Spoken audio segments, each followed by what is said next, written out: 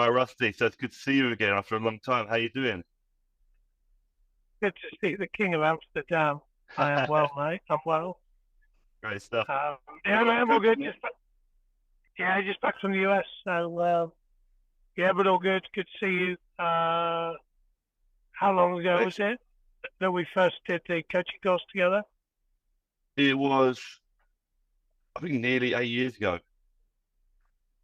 Wow. 7 or 8 years ago, I think. So yeah, we nearly saw each other last year, but I think our stars didn't quite align. But it would be good to see you this summer over here for the coaching summit that we're hosting at AAC, which I think is long awaited. Really, we really need something like this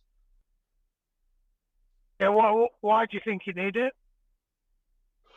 because we haven't had a decent coaching course here for a long time. There's one very recently, but it was quite highly priced. So we want to really get into a more affordable one that we can get more coaches into.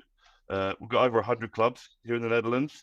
There's a lot of people there who are desperate for continued professional development, and this will be a great opportunity. And if we can keep it going every year as well, we can keep updating their skills year on year, which I think is really important for uh, the minor nations in rugby. They're actually growing quite exponentially as well. The rugby in the Netherlands is really picking up, so it'd be great to uh, give us a little leg up and improve that along the way. And I see we have Yeah, Daryl and Aaron Jones coming on as well. What can you tell me about those two? no.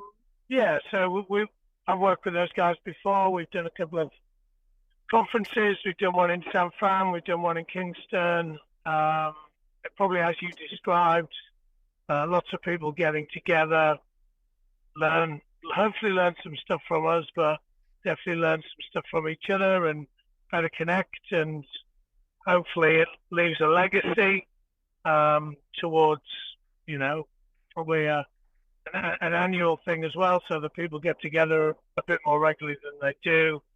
Daryl's pretty big on this culture stuff and building a club and building a team, and I guess all the things that we're wrestling with.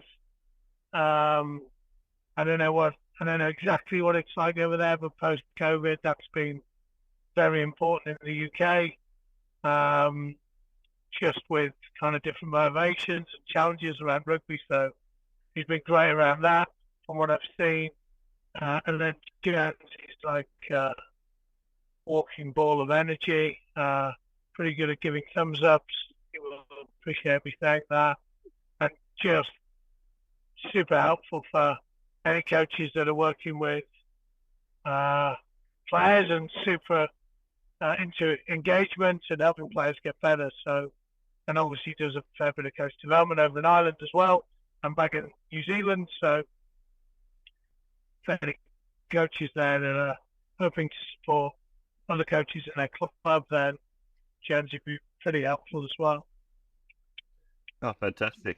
So it'll be good to get these guys in to not only help us develop technically the skills of coaching, but also help these coaches develop game plans as well. Because I think that might be something that's a little bit lacking, or coaches here just sort of copy and paste from other coaches rather than uh, devising their own and having the tools to devise their own game plans to go into seasons and matches game by game.